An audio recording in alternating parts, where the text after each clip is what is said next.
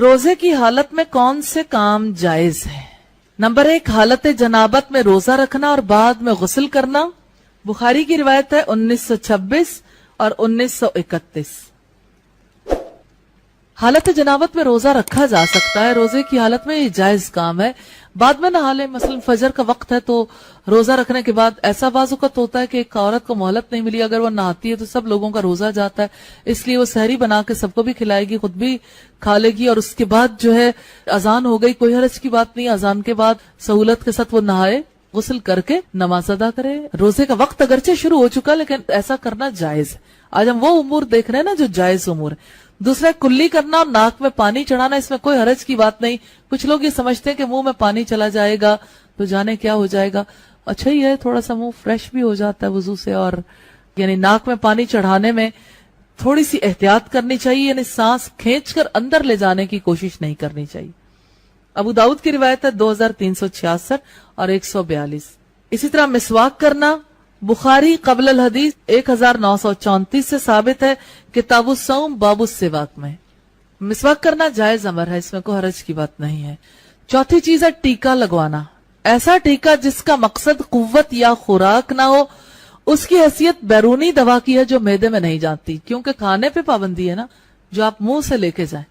اگر کوئی یعنی وائٹمن کا ہے یا کوئی قوت والا ٹیکا ہے، کیلشیم کا انجیکشن ہے یا آئرن کا ہے، ایسا انجیکشن نہیں لگوایا جا سکتا، لیکن اگر دوا ہے تو دوا میں کوئی حرج نہیں، کیونکہ وہ ٹیکا معدے میں نہیں جا رہا۔ پانچویں چیز ہے تیل لگانا اور کنگھی کرنا، بخاری قبل الحدیث 1913 سے ثابت ہے۔ چھٹی چیز ہے گرمی کی وجہ سے غسل کرنا، ابو داؤد کی روایت ہے 2365۔ کچھ لوگ کہتے ہیں غسل کر لیتے ہیں تو ہم تو بالکل ٹھیک ٹھاک ہو جاتے ہیں، تو پھر تو روزہ خراب ہو جاتا ہے۔ پھر روزہ کوئی یعنی کڑھائی میں ڈال کے رکھنے کا نام تو نہیں ہے خود کو، کہ آپ جو ہے وہ ہر وقت ایک مخصوص مشقت میں ہی رہے۔ اگر آپ کو گرمی لگی ہے آپ غسل کر لیں، غسل کرنا جائز ہے، کوئی حرج کی بات نہیں، ایک سے زائد بار کر لیں، کوئی حرج کی بات نہیں۔ ساتویں چیز ہے ناک میں دوا ڈالنا، بخاری بعد الحدیث 1934 سے پتا چلتا ہے ناک میں جب دوا ڈالی جائے تو اندر جانے کا خدشہ ہوتا ہے۔ بعض اوقات یہ کہ ناک پک گیا، آپ نے کوئی دوا لگا لی، کوئی حرج کی بات نہیں ہے اس میں، ایون قطرے بھی ڈال لیے تو کوئی حرج کی بات نہیں ہے۔ اسی طرح آٹھویں چیز ہے ہنڈیا کا ذائقہ چکھنا، بخاری قبل الحدیث 1930 میں، شرط یہ ہے کہ حلق میں نہ جائے۔ اور نویں چیز ہے نکسیر آنا، اس پر کسی کو کوئی اختیار نہیں ہے، اس لیے روزے کو نقصان نہیں۔ فتاوا میں یہ والیوم 10 پیج 264 پر ہے۔ اسی طرح 10ویں چیز ہے ٹیسٹ کے لیے خون دینا، 11ویں پچھنے لگوانا، بخاری 1938 اور 39 پر ہے۔ 12واں سرما لگانا، ابن ماجہ کی یہ روایت ہے۔ اور اسی طرح سے کان یا آنکھ میں دوائی کے قطرے ڈالنا، فتاوا میں یہ والیوم 2 پیج 129 پر ہے۔ 14واں بیوی کو کس کرنا یا معانقہ کرنا، جذبات اور خواہشات پر کنٹرول ہو تو بوڑھے آدمی کے لیے خطرہ نہیں، نوجوان کے لیے خطرہ ہے، ابو داؤد کی روایت ہے 2387۔ 15واں دانتوں میں دوائی ملنا لیکن حلق تک نہ لے جائیں۔ 16واں میک اپ کرنا، چہرے کو خوبصورت بنانے والی اشیاء مثلا کوئی ایسا سوپ ہے یا آئل وغیرہ جس کا تعلق ظاہر سے ہوتا ہے، روزے کو کوئی نقصان نہیں دیتی۔ اسی طرح سے کریمز کا یا لوشنز وغیرہ کا معاملہ، کوئی حرج کی بات نہیں۔ فتاوا کی روایت ہے والیوم 2 پیج 127۔ 17ویں چیز ہے ٹھنڈے پانی میں نہانا اور غوطے لگانا، ایک ہے ویسے واش روم میں نہانا، ایک ہے سوئمنگ پول پر نہانا، کوئی حرج کی بات نہیں ہے۔ 18واں کھانا چبا کر کسی بچے کے منہ میں ڈالنا، اگر بچے کو کوئی اور کسی طریقے سے نہ کھلا سکتا ہو، چبا کر منہ میں ڈال کر کوئی کلی کر دیتا ہے، اس میں کوئی حرج کی بات نہیں ہے۔ 19واں ہے خوشبو لگانا، ابن تیمیہ مجموع الفتاوا والیوم 25 پیج 241 پر ہے۔ خوشبو لگانے سے والا روزے پہ کیا فرق پڑتا ہے جانتے ہیں؟ خوشبو لگانے سے انسان اگر غمزدہ بھی ہو تو اس کی طبیعت ٹھیک ہو جاتی، سنبھل جاتا ہے۔ خوشبو انسان کی طبیعت پر اچھی طرح سے اثر انداز ہوتی ہے، کوئی حرج کی بات نہیں۔ 20واں تھوک نگلنا، اتنا بھی کیا محتاط ہونا کہ تھوک بھی نہ نگلے، تھوک نگلنے میں کوئی حرج نہیں، بخاری قبل الحدیث 1930 ہے۔ 21واں ہے بلا اختیار مکھی وغیرہ کا اندر چلے جانا، بخاری قبل الحدیث 1933۔ اور یہ حادثات ہوتے رہتے ہیں، لوگوں کو پھر شبہ ہو جاتا ہے کہ آیا ہمارا روزہ درست ہے یا نہیں۔ اس طرح 22ویں چیز ہے دانتوں سے خون نکلنا، فتاوا میں یہ والیوم 10 پیج 267 پہ ہے۔ اور 23واں بچے کو دودھ پلانے میں کوئی حرج کی بات نہیں ہے. اگر دودھ پلانے والی ماں روزہ چھوڑنا چاہے تو بعد کے دنوں میں قضا دینی ہوگی. میں چاہتی ہوں کہ اس عرب ادیبہ کی 10 نصیحتیں جو اس نے اپنی بیٹی کو کی تھیں وہ آپ کے سامنے رکھوں. ازدواجی زندگی کو پرسکون بنانے کے لیے بڑی اہم نصیحتیں ہیں. پہلی وصیت ہے، اے میری پیاری بیٹی، میری آنکھوں کی ٹھنڈک، شوہر کے گھر جا کر قناعت والی زندگی گزارنے کا اہتمام کرنا. جو دال روٹی ملے اس پر راضی رہنا، جو روکھی سوکھی شوہر کی خوشی کے ساتھ مل جائے وہ اس مرغ پلاؤ سے بہتر ہے جو تمہارے اصرار کرنے پر اس نے ناراضگی سے دیا ہو. دوسری وصیت ہے، میری پیاری بیٹی، اس بات کا خیال رکھنا کہ اپنے شوہر کی بات کو ہمیشہ توجہ سے سننا، اس کو اہمیت دینا، ہر حال میں ان کی بات پر عمل کرنے کی کوشش کرنا. اس طرح تم ان کے دل میں جگہ بنا لو گی، کیونکہ اصل آدمی نہیں آدمی کا کام پیارا ہوتا ہے. اسی طرح سے تیسری وصیت ہے،